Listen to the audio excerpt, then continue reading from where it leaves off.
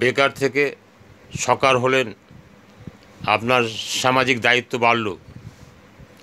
সকার হলেন মানে একটা চাকরি পেলেন, যে কোনো একটা কিছু করছেন, তখন আপনার কিন্তু একটু চালচলন পাল্টে গেল। আপনি যা ইনকাম করছেন সেই ইনকাম আপনি সব রাখতে পারবেন না। যেরকম ভাত খেতে বসে দেখবেন পুরো ভাত খেতে পারছেন না, থালার আশেপাশে কয়েকটা ভাত পড়বে, তেমন আপনি যা ইনকাম করবেন সব আপনি রাখতে পারবেন না, কিছুতেই পারবেন না।